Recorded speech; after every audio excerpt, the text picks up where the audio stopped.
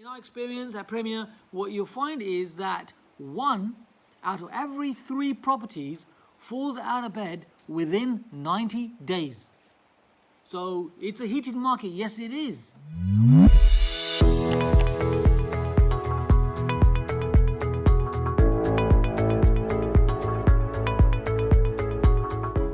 Welcome team, it is time for the live Q&A on a weekly basis. Many of you are aware of this, and if you're new, well, you're welcome. I'm Cam Devedi, I'm the founder of Premier Property, and every week I'm answering questions all about property.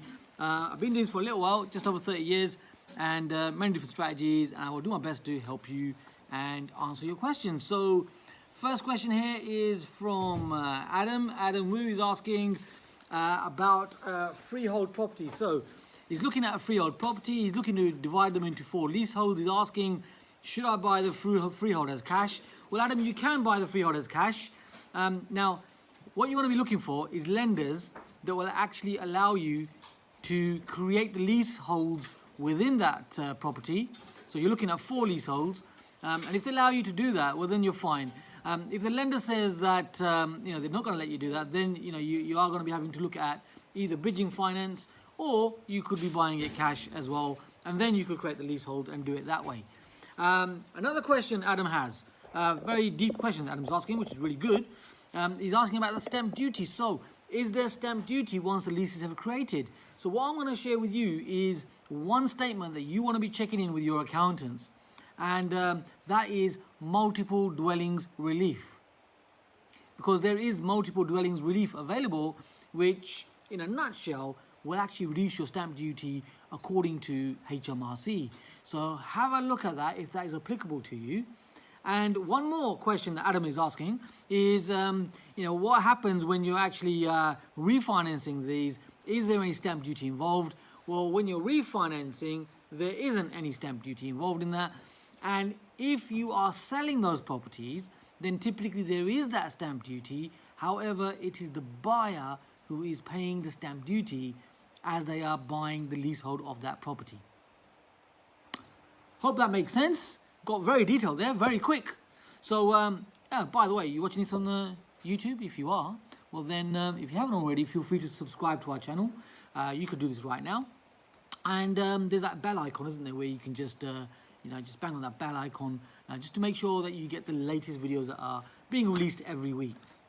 I'm going to move on to the next question. And next question is by Alex. Alex is asking, hi Cam, I've been looking at photos of a property on Rightmove, tenants in situ, and one of the photos is showing a bedroom with at least 4 bedrooms squashed in. Never seen that before, he says in brackets. Is this something to be concerned about? Are the bedrooms of the property allowed to occupy in this way? Are there minimum room sizes? So, yes, now, Alex, you've got to remember, a great way of getting deals is where people have actually chopped up properties, carved out rooms, where they've made them unmortgageable. We at Premier have bought a number of properties. For example, a 3-bedroom property, a 2-bedroom property, where someone's actually taken a normal standard room and then carved it into 2 separate bedrooms. Bedroom in the loosest term possible. So what they've actually made is that property unhabitable by making those rooms so small that when a valuer comes in for valuations, for financing and so on, then it's not going to be deemed to be a habitable property. Which means that you've got more chances of getting a discount, especially in this market right now. Things like that, where people have done things where they haven't got the information, they haven't learned how to do it properly, they're doing things like that. So it sounds like it'll be one of those types of cases.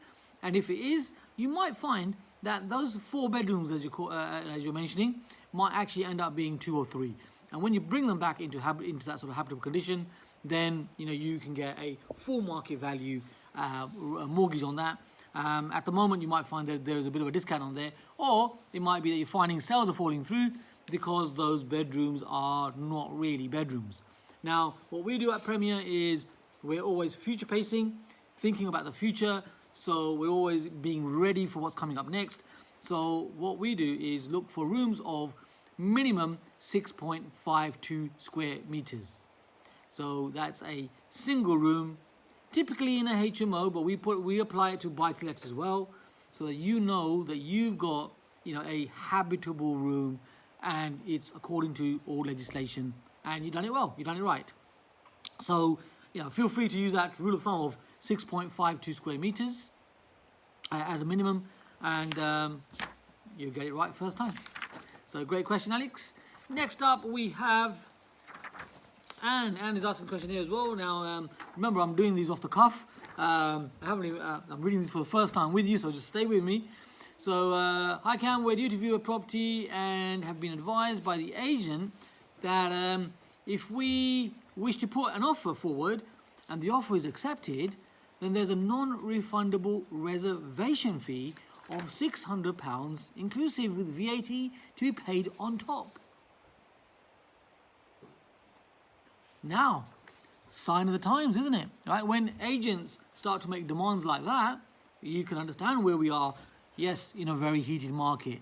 So, and then goes on to say, apparently this fee is an insurance policy for both parties to ensure a smooth purchase and transfer. The agent explained that if either party pulls out, then the money is to be paid to the opposing party for the inconvenience. Now, my view on this is, it's not really done in the normal world. However, if you've got an estate agent asking for things like that, and they've made the comments that they have where, you know, you're not going to lose out on anything, it's only the case where someone pulls out the deal, well, what you now have is you've got now reduced competition. Because you know there's people out there who want to start to invest in property, but they don't get the learning, they don't really know what to do, and what happens? They agree a sell, and 2 weeks later, 4 weeks later, what you find is that property comes back on the market. By the way, feel free to write this down.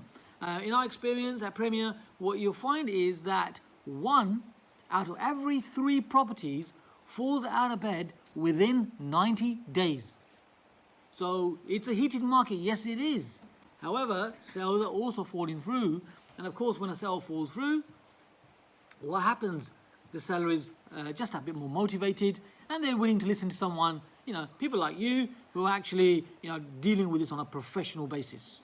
So that's what we find, and my point is, if they're asking you for that, I'll be happy to pay that, because you know that you're securing the deal and you're mitigating your competition, and hopefully you're finding that it's more of a bargain that you're getting than you would normally. Yeah.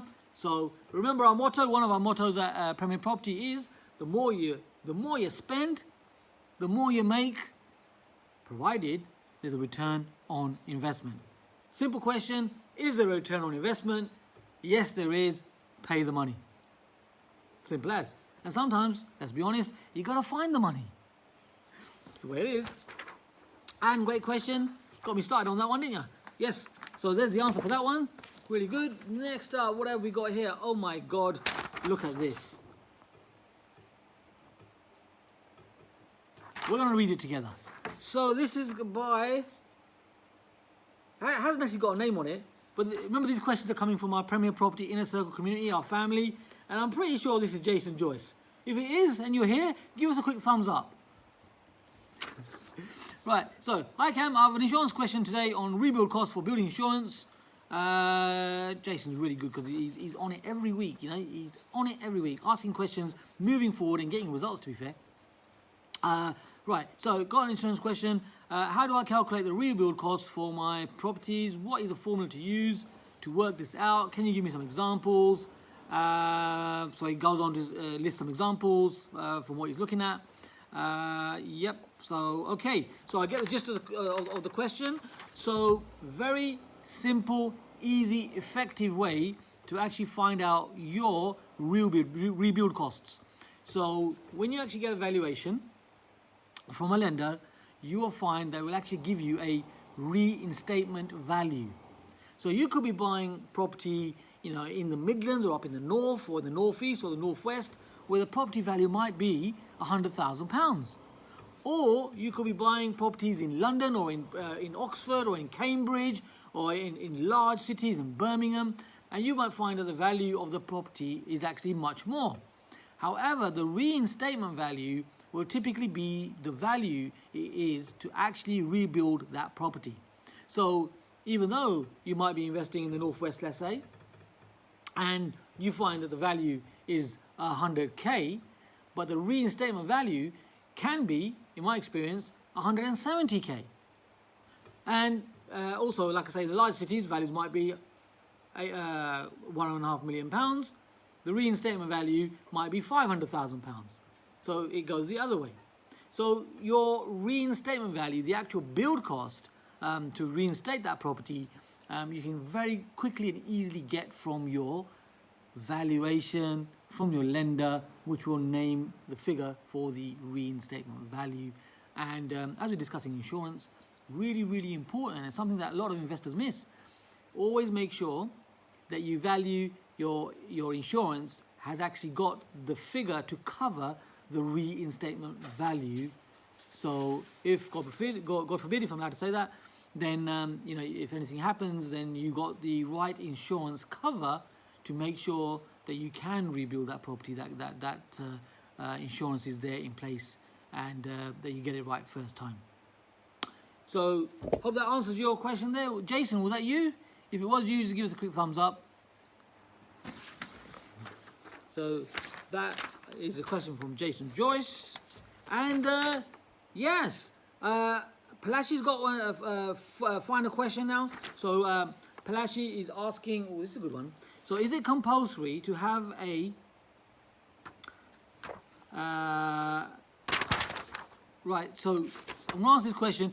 By the way, if you haven't subscribed already, then feel free to subscribe. Welcome to our channel. And if you've got any questions, then feel free to join us.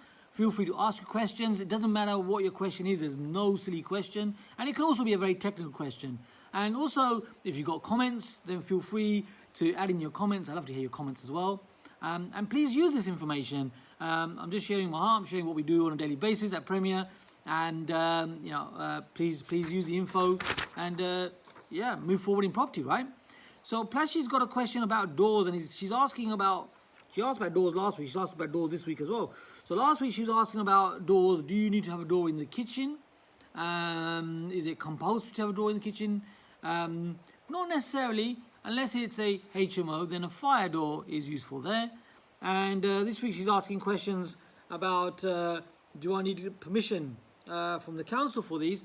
Well, actually, you're okay with that. So no permission required. No building regs involved in that. So internal doors, you're absolutely fine. So what we do is, even with the buy-to-lets, we put in 30-minute, sometimes 60-minute fire check doors, just because it's just a bit of a belts and braces approach. You don't have to, but when you come to the costings of the doors, all those materials are going up. You're looking at another £50 to £70 extra for a fire door. So just for the extra belts and braces, it's your choice, it's your portfolio, it's your business. You can do it how you want. If you're putting in new doors, why not spend another £50, £70 on a new door, which is a fire door. And what you'll find is they tend to last better as well. So less punches through the doors. Feel free to watch some of the other videos. I've actually gone on site, and you can see some of these types of properties. Fire doors. Brilliant. It is time up for the Q&A this week. I shall see you same place, same time next week. See you later. It's Cam Devady helping you to take your property investing to the next level. Bye for now.